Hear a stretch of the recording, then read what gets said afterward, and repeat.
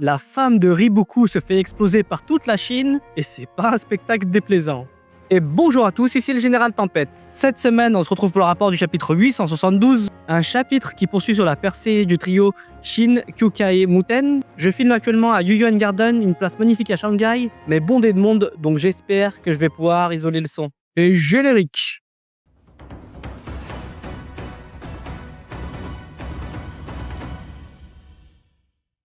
Les soldats de Zhao sont en panique car l'ange de la mort fait fondre leur ligne. Karyuten joue un rôle décisif dans cette offensive. Elle mène ses troupes comme un bon chef d'orchestre. Pendant que Shin est au front, elle est à l'arrière et veille à bien distribuer les cartes. La seconde ligne de Zhao ne sait plus où donner de la tête car Qin perce de partout en même temps. Un messager annonce que quelques milliers de soldats de Zhao les poursuivent, menés par Cain. Cain et Karyuten, qui sont liés par un lien un peu spécial entre amitié et rivalité, elles se sont déjà sauvées mutuellement à plusieurs reprises. Petit flashback d'une heure et demie en arrière. Les soldats frais de Han déchirent l'armée de Zhao. Les troupes de la capitale menées par Shokotsu sont censées pourtant être les plus fortes du côté de Zhao, mais ils se font passer off-screen comme une armée lambda. Shokotsu toujours abonné aux grands absents. Je sais pas ce que Hara prépare avec ce personnage, mais pour l'instant il sert à rien. Et s'il s'avère qu'il y a un trait du côté de Zhao, moi je mets une pièce sur ce gars. Cain est dépourvu en apprenant que ce sont les anciens soldats de Han. Elle tente de semer la discorde en les prenant par les sentiments. Elle parvient même à trigger quelques soldats de Han, mais Yoko répond en jouant du moulin avec sa Guandao, ce qui leur fait vite oublier ce qu'ils viennent d'entendre. J'avoue qu'à la lecture du chapitre, j'ai ri quand Yoko a répondu avec sa Guandao, et j'ai encore plus rigolé quand Cain a dit qu'elle allait s'occuper de lui. Mais en vrai, elle est brave. Ou plutôt téméraire. Mais c'est pas trop de sa faute, parce que Hara, avec sa narration, il lui fait croire que c'est elle, l'héroïne de son manga. Alors qu'elle est sur le point de se faire détruire par Yoko, Cain est sauvé par une charge de soldats envoyés par Futei. Futei lui dit que les armées qu'ils ont laissées passer sont trop dangereuses dans leur dos, car elles pourraient revenir les frapper à tout moment.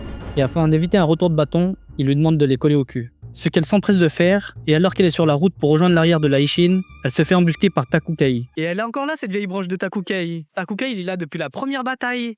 Pour ceux qui s'en souviennent pas, c'est le chef de Go de la première formation de Shin. Ils formaient leur Go avec Kyukai, B2 et BA.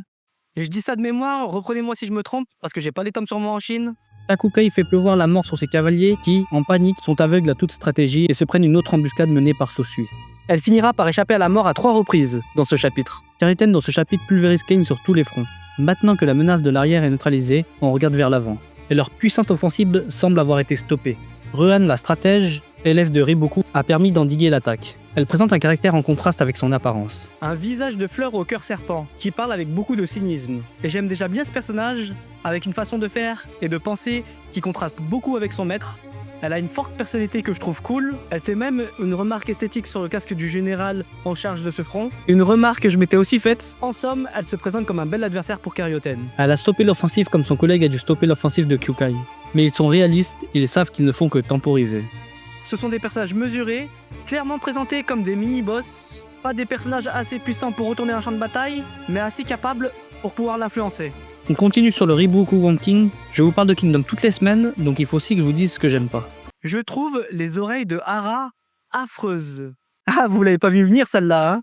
La nuit tombe, Cain chiale parce qu'elle s'est fait démolir toute la journée, et Riboku arrive en sauveur. Encore un bon chapitre qui avance pas mal, et Riboku est arrivé pour faire face au trio. Je suis curieux de la tournure que vont prendre les événements. Merci d'avoir suivi le rapport.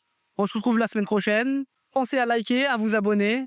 Vive Hara, vive Kingdom, et gloire à Qin.